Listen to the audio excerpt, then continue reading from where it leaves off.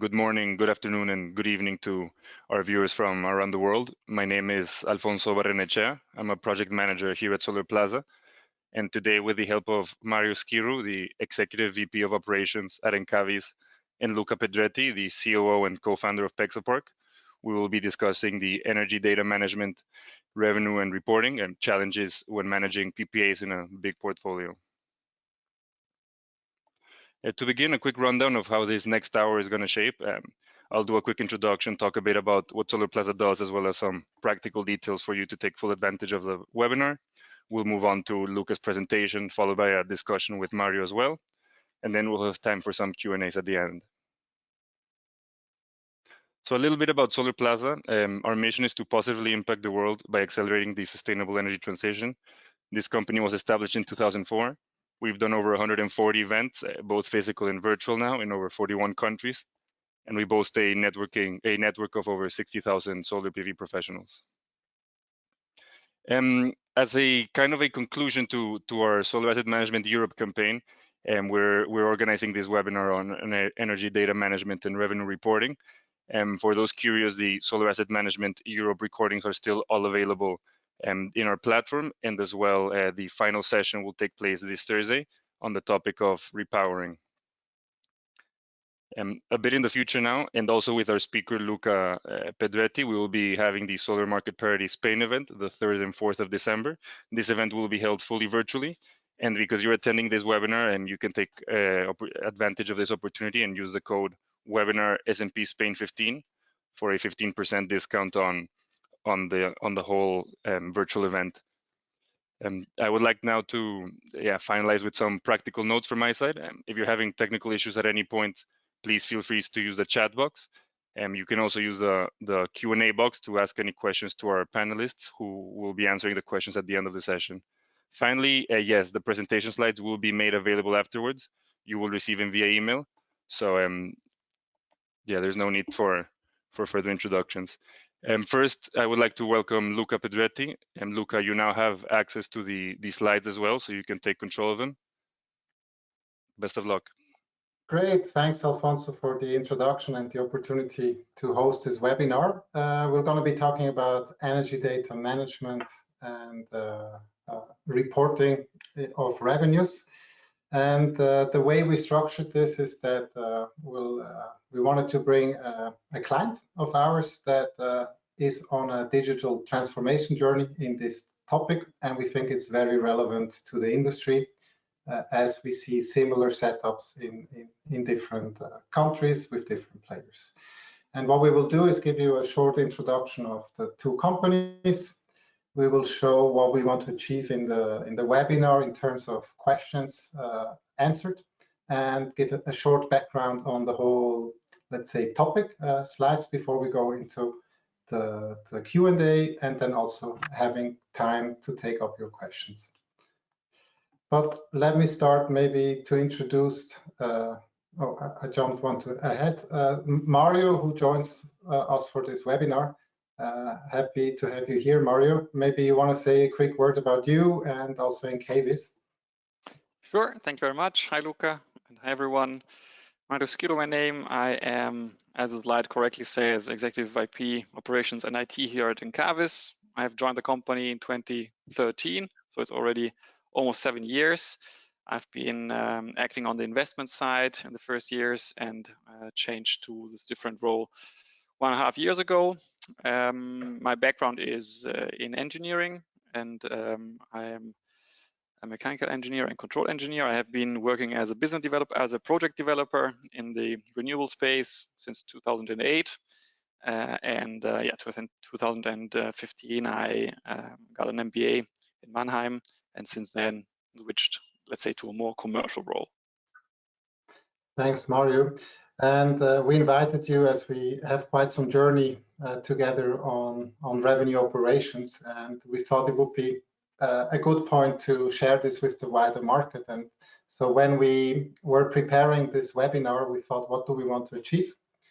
And the first thing is that we would like just to showcase the typical challenges faced by larger renewable asset portfolios. So by larger, we mean not just the size, but larger also in terms of geographical span. There are particular challenges if you have multi-country portfolios and if you have a mix of different support regimes, non-subsidy PPAs. Then understand a bit what it takes to embark upon a digital transformation and why this is important for, let's say, the growth and stability of operations. And then also really go into the nitty-gritty details. So what does it then actually take? What are real challenges in embarking on a similar process, which Encavis is doing? Maybe Mario, a quick chat on or info on who is Encavis and what you do. Sure. I have just managed to summarize here the most important thing for this specific webinar. Of course, I could talk for hours about Encavis. In a very short, or in a nutshell, Encavis is an operator, is an investor and operator of renewable energy assets, wind and solar only. So we are really a renewable pure player. We have quite significant portfolio to more than 2.5 gigawatts, which spans across 10 European countries. And as you may suspect, due to the fact that we have started in 2008, we have basically grown the portfolio according to sort of the development of the industry. So we have a lot of smaller assets and plants in our portfolio with very good tariffs, so they're very profitable. But we only recently sort of got the chance to include and to acquire really big parks like the ones we have grid connected recently in Spain, and one will still is still under construction. So it's 500 megawatt across 2 projects. This is the exception. It is sort of what the market offers today. Back then, 2010, typical size it was 2-3 megawatt, even less due to the different subsidy schemes. So as you see here, we have a little bit of everything, but still quite, let's say, a small average size for our projects. Great. I think we will dive a bit deeper then on the complexities of such portfolios and what it means for your revenue operations. Thanks for that. Quick word on Pexapark. 3-year-old company, 30 people, and I think our mission is to bring the skills and the tools and the systems from the offtake side, from traders and risk managers to the sell side. And the sell side for us are companies like Encavis, IPPs, and operators and funds, because what we see with them is that they're faced increasingly by, well, a new market regime. So you have increasing exposure to price risk, and you cannot just handle it by doing PPAs, but you need to have a systematic approach to risk management, and revenue operations are an important stepping stone to that. So just to frame a bit where we are today, when you look at revenue reporting, basically you could say, that's I mean, we know how to do. That's very easy. It is just taking your feed-in tariff and multiplying it with the volume. There's not much to do it. Well, as Mario will be able to explain, there is quite some unhidden complexity to that, and that's what we want to focus. So there is massive operations behind it related to energy data, data aggregation, and the insight you can actually derive, and also the infrastructure you can build to streamline and then build upon it. And that's the key topic we want to discuss in today. Now, oops, I went one too fast. Now, what we have encountered when we started 3 years ago, talking to customers, that we have like recurring topics. And some of those topics are that it is not possible to have a timely and granular consolidation of our revenue figures. So many portfolios are grown historically. They are basically come together through M&A activities, and you have then the consolidation done once a month, and it requires a significant effort, as this is not part of a digital effort. The same thing in relation to the underlying energy data. I think what we see is that there's typically also a very localized setup, how you get data, with huge differences from country to country in the, let's say, in the scope of data access you have and in the quality of the data you get, and whether also you have access to the direct source, to the original data source.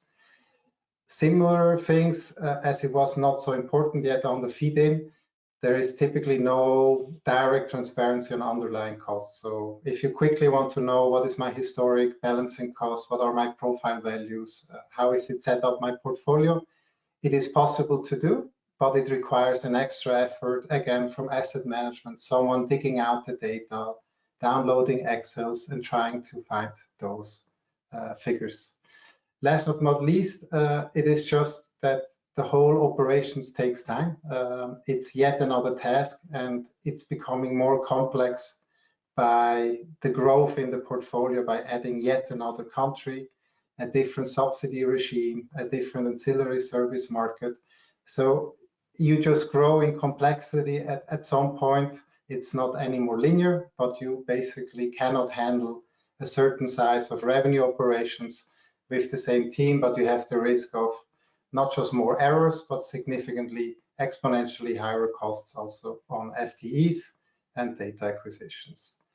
And last but not least, I think the general state of the industry on the revenue and energy data side is an organization along geographies. So you have typically asset management organized in local areas, like a per market.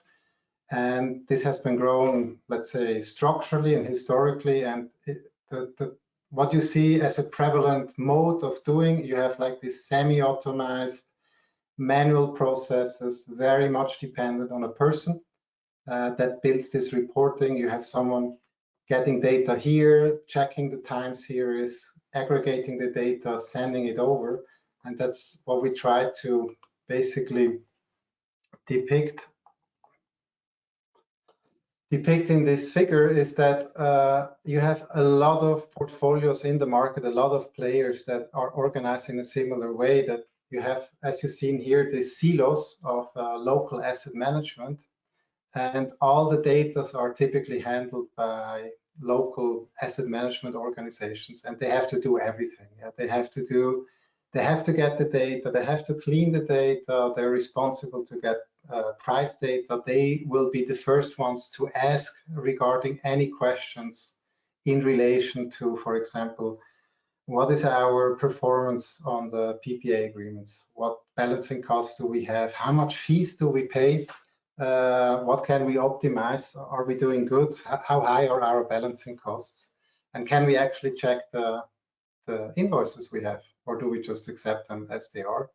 And these asset managers typically prepare then the monthly reporting, and that's all well. The problem is just that if it is not process-based on an automized system, is that at a certain complexity, those ad hoc requests and the analysis becomes just not possible anymore to do as a side job, but it suddenly requires 70–80% of an asset manager's time to explain, to clean data. And that's something which we have seen with the growth of the industry to come. And more in organizational aspect, something which we also have seen is there is much inhibited learning. So if you have these silo organizations, there might be also a reluctance to share, and it makes it more difficult to collaborate. And that's a bit the background we see in the growing industry, which has been busy in the last years of building portfolios and reaching just a new level of maturity. And that's where Pexapark at some point saw a market to say, there is something in there.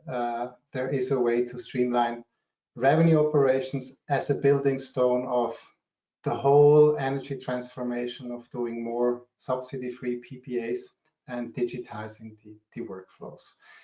So much to what we want to discuss today as a background. Mario and I have prepared a few topics of questions we want to go through. Let me just go back to, maybe we need, let's keep the the iceberg. Let's keep the iceberg as a background for our discussion. So Mario, I think you started describing a bit your portfolio, but I think what would be interesting now, we saw 10 countries, we saw 2.5 gigawatt, and you explained a bit on the history, just to get a feel of the numbers. So how many agreements are we talking about? How many PPA agreements, subsidy agreements are we talking here that you have to handle? Yeah, I would say at least one for each asset that we have said before.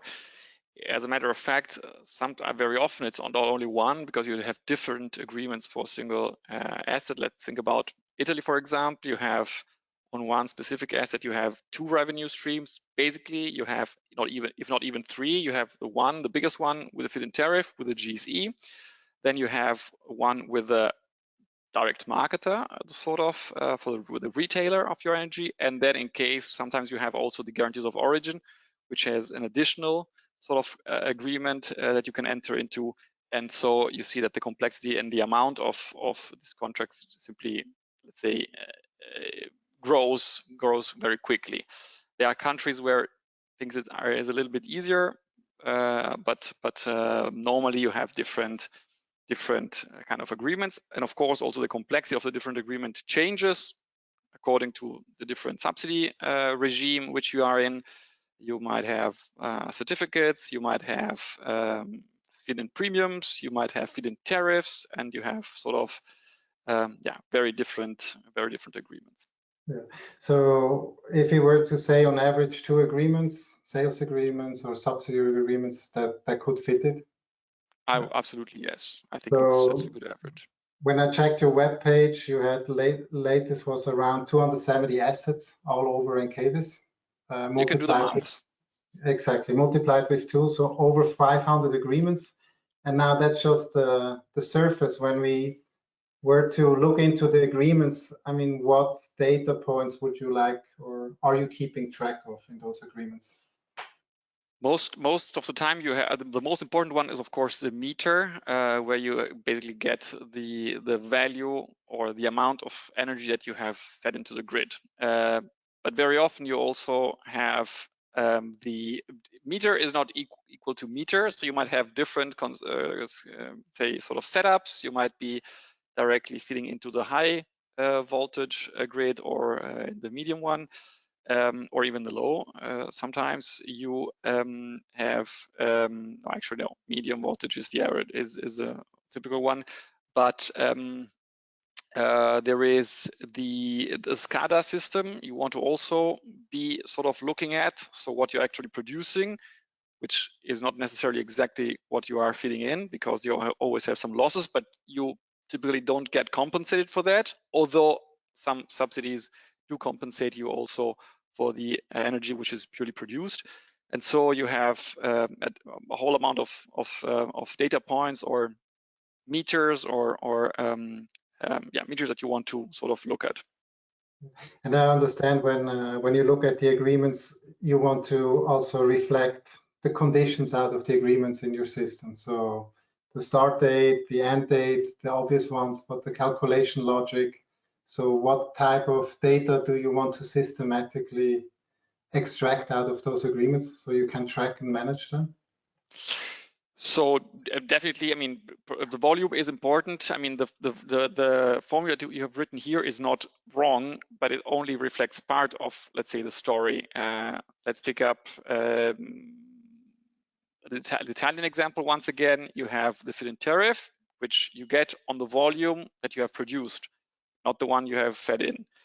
In addition to that, you have the revenue that you get on the market by selling the energy, which is again the hourly market price, according, of course, to your contract. But let's keep it simple. Let's say you have a purely spot sort of agreement where you get the hourly price less a discount times the amount of volume that you have fed into the grid.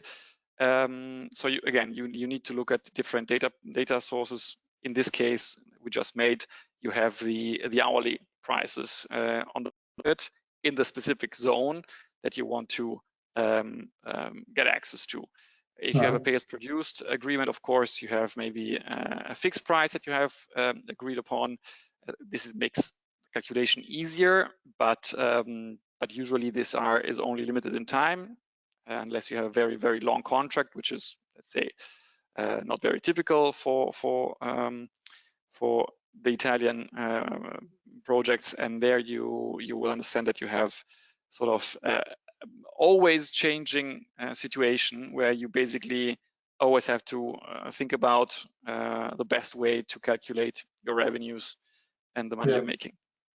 Yeah, and I think just describing this portfolio, 500 contracts, multiple data points for those contracts in shifting environments. So if this is the background, what is then the biggest challenge for you to basically run revenue operations? The biggest challenge is to get the data early enough, so you do not have to wait for days to get this data collected and consolidated. You want to be precise in knowing your figures. To be honest, for us, it's also very important to forecast what is going to happen. So all the scenario logics are very much important, and this requires, as of today, a lot of Excel. Or actually, we are making big progress with you. So it used to require a lot of Excel worksheets that are successively being substituted by fully automated processes in the background. So you basically get displayed what you have earned, and you get a forecast according, of course, to your parameters for what you're going to earn over the next months or years. Just to get a feeling, it's like that's 80% of the work is data, getting the correct data, verify the data is in, or where is the time allocated in those revenue operations? It depends, of course, on the countries, but I would say you definitely have to invest days. I would say 5 to 6 days a month only for collecting this data and for calculating the revenues appropriately. And again, you have only, let's say, data without having forecasting, without having any aggregation and any scenario simulation and all of that. That becomes nearly impossible if you are only using Excel. I mean, you're far advanced, and you embarked on this project of digital transformation of your revenue operations. Now, maybe we explained already a bit what could be the triggers to do so and the rationale, but maybe in your own words, like why did Encavis prioritize this and identify this as an important element? And what are your short-term goals also with this project? And maybe even thinking a bit beyond your pressing needs of the next quarters, what is the bigger picture, like your long-term goal with such a project? Right. So the very first object is to save time and to keep the asset managers free from this tedious and not really value-adding activity. So this was the very first goal.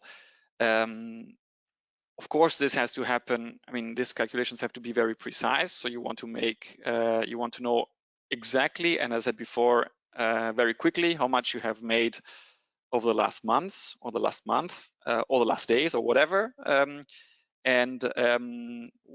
thing that is definitely important to us is the forecasting logics that we've talked about, which, to be honest, once you have the formula sort of, or the different formulas for the different countries, once you have the data points, it's relatively easy, but it has to be automized. Otherwise, it becomes really time consuming as well. Can you explain for the audience what you mean by forecast? Is this about balancing costs? Is this about what I will earn the next 7 days or year end? What is forecast for you?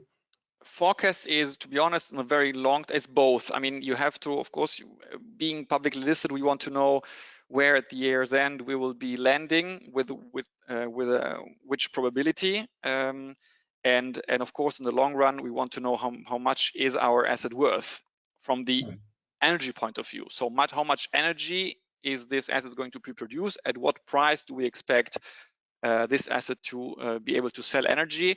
And so what is the let's say net present value, if you want to say so, of this position that you have? And you want to do this in a very flexible way, because as everybody knows, you have different scenarios, different forecasting assumptions that can lead to different outcomes. And the ability to simulate these scenarios quickly is very important to us, because it allows us to basically do to run the portfolio in a very conscious way. I mean, you said the short-term goal is saving time, so through automatization and streamlining. Can you, I think there's a wider objective, can you explain like where this will end up to? Is it just saving times and doing it correctly, or is there a wider story behind doing this? You know, Luca, I mean, you guys are experts in terms of risk management, risk sort of awareness and risk management, and of course this is key to us to really be aware of the risks that we have in our portfolio. And due to the fact that the market is changing, we will have an increasing amount of assets which are PPA based, let's call it this way, so which have their revenues secured through a long-term PPA, but also some positions which have to be actively managed. And if you look at the whole picture, it is key to us to understand how much of the future revenues are certain, how many of the future of the revenues are uncertain, and how can we manage all the top line. And to do this, we start by, as I said before, understanding how our portfolio currently looks like, and by understanding which effect will be getting, or will we have through the addition of specific assets. And so the whole top line management basically is based on this kind of approach. Yeah. So basically, the top line management not being possible without the bottom up work on the revenue side. Definitely not. Yeah.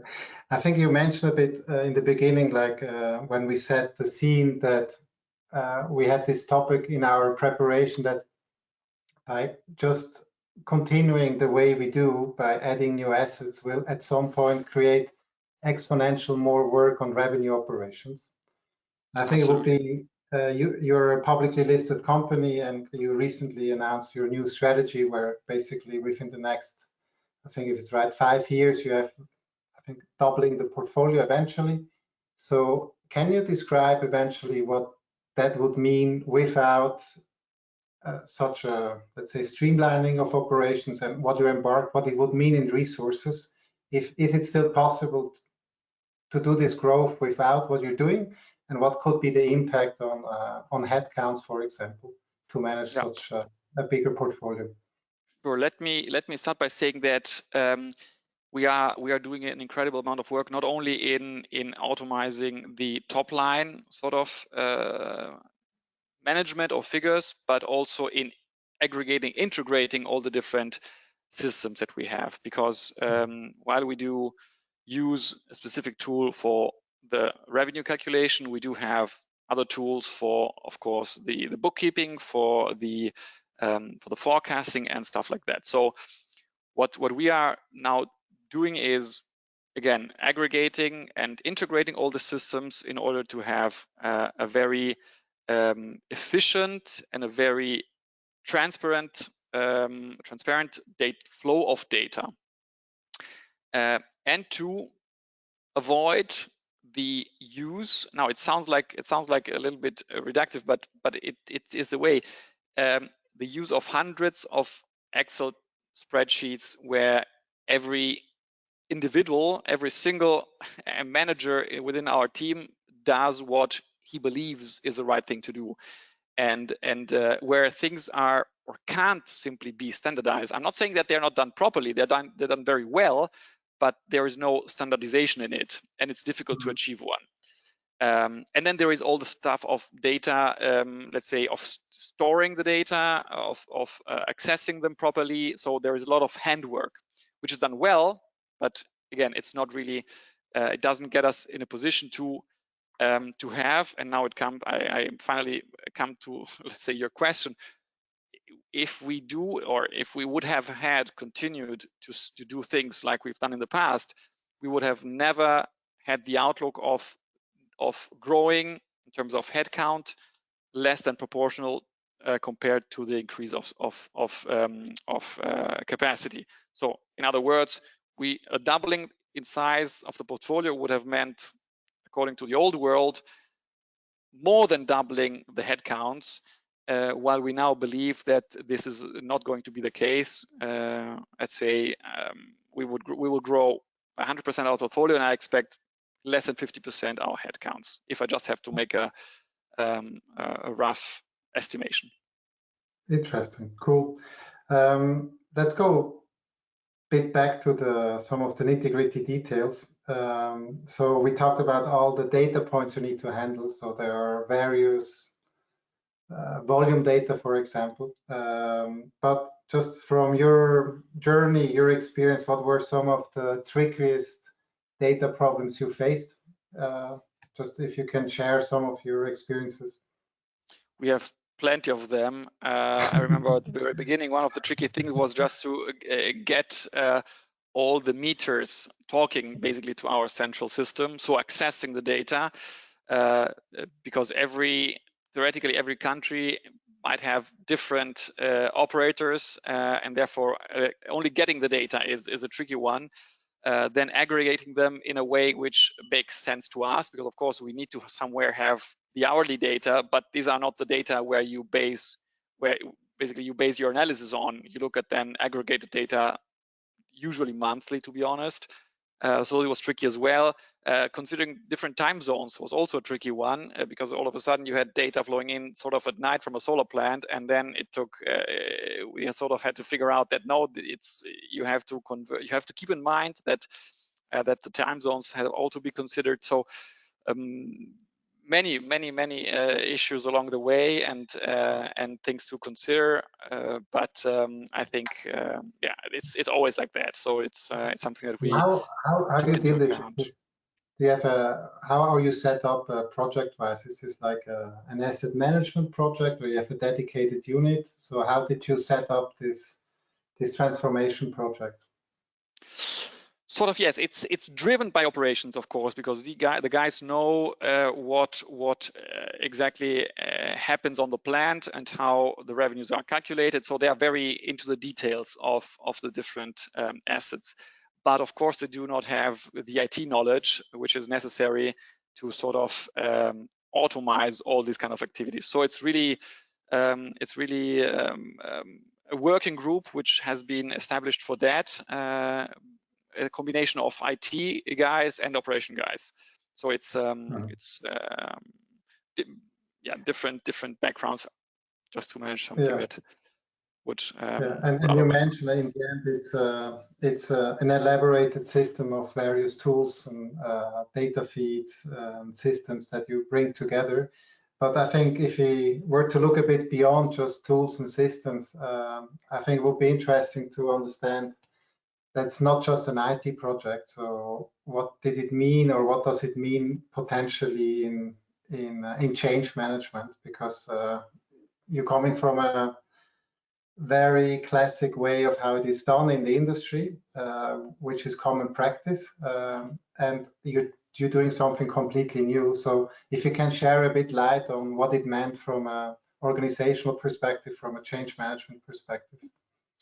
The good thing about the IT is that it forces you to be totally disciplined, and this is something that I think is really something to highlight, and it's an important one. Let's make a simple example: the names. When we internally here refer to the plants, everyone refers to a specific plant the way he's used to. And it's not always the same name, because it might be the town where the plant is located. It might be, I don't know, the seller who has sold you a specific portfolio. And even the simplest thing, which was defining properly the names, the org units, defining sort of the structure of the whole database, was sort of a change management effort, because we had to convince our colleagues that that referring to the same things and using the same words for different things is a fundamental one.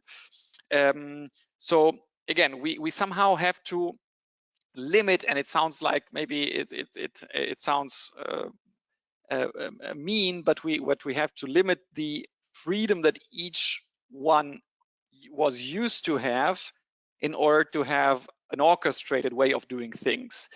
Especially the orchestration of different teams turned out to be challenging, because every team sort of was used to do things, doing things in a certain way. And when we had to find, let's say, the common denominator, so the common language for doing these things, we had to explain both teams why it makes there is actually no alternative than to compromise and find a common way of doing things. Okay. So this was definitely this still is a challenging one. Yeah. But there is a dedicated project setup where you have a driver across the organization. Absolutely, otherwise it wouldn't work. Yeah, Definitely. I'm just seeing that we're rapidly running out of time. That always goes in a discussion. I just want to remind the audience that you can also ask questions, and I will direct them to Mario if you have.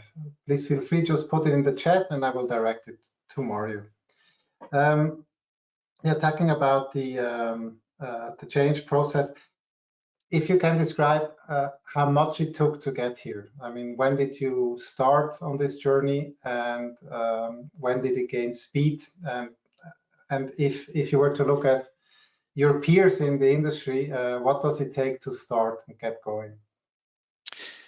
I think that sooner or later everyone will get to the point where they simply realize that that you have to establish tools and structures to handle data and to manage the asset base. I think it's a natural, and it's also a very correct evolution to start by doing things, let's say, in a very pragmatic and practical way. But it's dangerous not to realize that that this kind of approach has its natural limits, and then at a certain point you really have to rethink everything, all the things that you have done, and to set up something which is sort of proof, or something that will bring you to the next step into the future. So this was definitely the right point. I mean, at Encavis, we started this project, I would say one year ago. And it started as a very small one. It turned out it took a sort of momentum, and it became bigger and bigger because people started to understand the potential relief and the increase in efficiency and in simplicity in managing things, and sort of started really being engaged and proactive in driving this. So I would say it took a couple of months to really explain what we were doing, and then the reaction was very good. Although again, combining technical and commercial worlds is always a little bit tricky. Was there any aha moment, like where the whole thing got started? Like, was this an experience the company made, or was it a deliberate management decision, which seeing the facts and saying, for our growth, we need to do that? To be honest, it turned out to be something unavoidable when we kept being faced with the usual questions, and it took us hours or days to answer them. So and the usual questions, sorry, just the usual questions would be, give me this, do that on the revenue profile exactly analysis. will be 2021. How much I mean, how much money are we going to make for sure? And what happens if the price, the market goes up or down? How much are we going to make additionally, or are we going to lose? how much is how many percentage of our total revenues are somehow connected to the evolution of the energy prices, stuff like that. And it turned out to be painful to answer these questions, and now we are. We have an interesting question which comes back to the same question what I said and it was like, when automating your revenue reporting, what are the first steps that a small asset management team should take? So when you reflect on your experience, what would you recommend to a small team? Are there low-hanging fruits? How shall they approach it? It's a little bit tough to say that, but there are not really low-hanging fruits.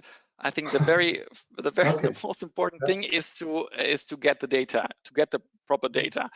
And this sounds like an easy one, but as you know, Luca, it is not. You have data gaps, you have connection issues, you have plenty of things that have to be cared about.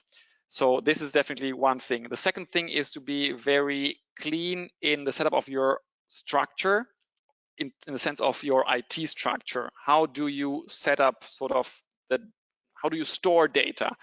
How do you reply in the digital world your organizational chart in the sense of which company belongs to which holding and stuff like that. So I think this is discipline, sort of getting things in a very clean way is fundamental, and collecting the data, storing them properly, and then of course developing the logics. But to be honest, for this, I think a company like Pexapark is a perfect partner, because you guys know how to do this, and so this becomes sort of you can leverage on capabilities that you don't have to build up in-house. Thanks. Yeah, I would also agree. Probably requirements assessment would be my answer. So try to think of the needs you have in revenue reporting at the top priorities.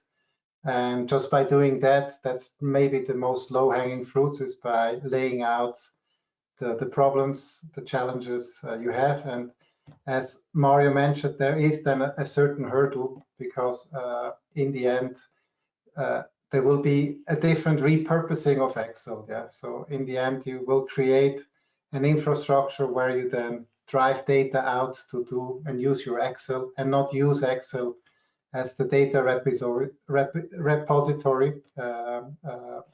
as you cannot track it. At some point, it just fulfills its purposes. I was just looking and researching on Excel use, and it's probably the most widely used, most successful tool.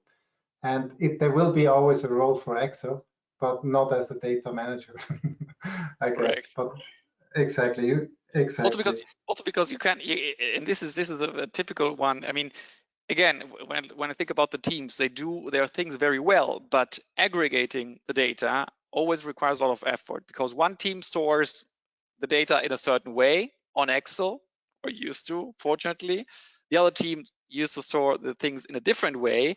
But when you look at the overall portfolio that you are managing, you don't want to, let's say, spend hours in sort of aggregating data that have been sort of stored or managed in a different way.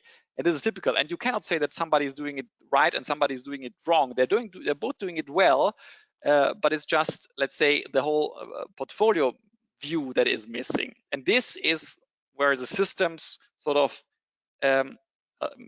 require you to be very consistent and very disciplined. Yeah, and maybe because we set the bar a bit high, saying there's no direct low-hanging fruits, maybe if you can explain again on why nevertheless it's worthwhile to do.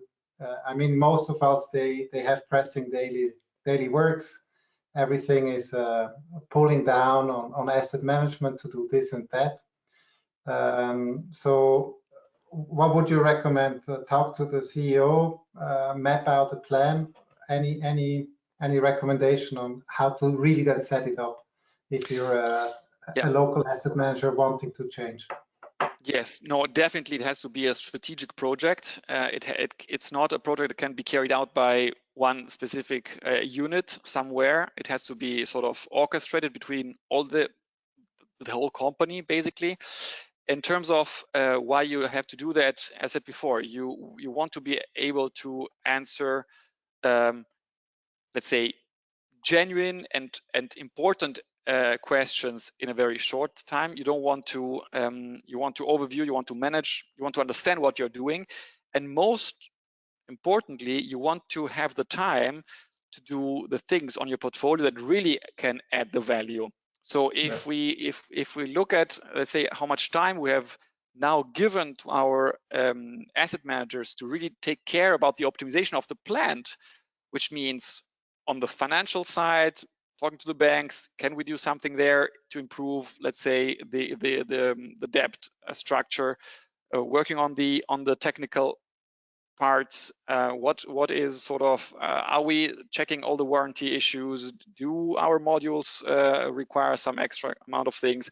So it's all about that, renegotiating the contracts for whatever, inverter maintenance, whatever. It's all time that you give to your team for value adding activities, while really crunching data and bringing them, let's say, in a proper way to answer a specific questions, knowing that you will have to do the whole amount of work another time if the question is slightly different, will simply kill you. It will cost you a lot of money. It will cost you a lot of money in the end. Yeah, well, I think it's a good final ending of this discussion. I wanted to thank you for these insights, also talking so freely of your experience and what it took to get there. And I'll be excited to maybe meet again in a year and look back at how the industry looked at this challenge and how it adopted. As we clearly see, like you, that it is just a natural step in the major evolution of the renewables, with bigger players, more complex portfolios, multi-country portfolios. So I think we would expect to see similar developments elsewhere. Maybe Absolutely. Mario, some final, final statements on your side, or thoughts? Final statement would be not to waste time. It's something that you have to do sooner or later. And as everything in life, it turns out to take somehow more time than you initially expect. Especially when you have to when you need to handle IT stuff, there's always something that doesn't work. So don't waste time. Start working on it now, and you will sort of understand the amount of improvements that you will have over time while you start delivering the answers to the question that you want to answer to. Great. Many thanks, Mario. Many thanks, Solarplaza, for hosting us, and many thanks to the audience for participating. I hope it was worthwhile and insightful. And if you want to learn more, please feel free to reach out. Happy to have a chat. Great. I wish you great lunch and have a good rest of the week. Thank you. Bye-bye. Bye-bye. Thank you, Mario and Luca, both for this insightful discussion on revenue reporting. And for those interested in more of Luca's speaking involvements, he will also be participating in a panel this 4th of December in Solar Market Party, Spain. And he will be discussing the financing in the next decade of projects. Quite an exciting topic as well. And as well, I would like to thank all the attendees who stuck with us today for this whole hour to discuss this topic of revenue reporting. Luca, Mario, once more, thank you for your time. I hope you have a great day. To everyone in the audience, hope you have a great morning, early afternoon as well. Bye. It's been a pleasure. Thank you. Bye.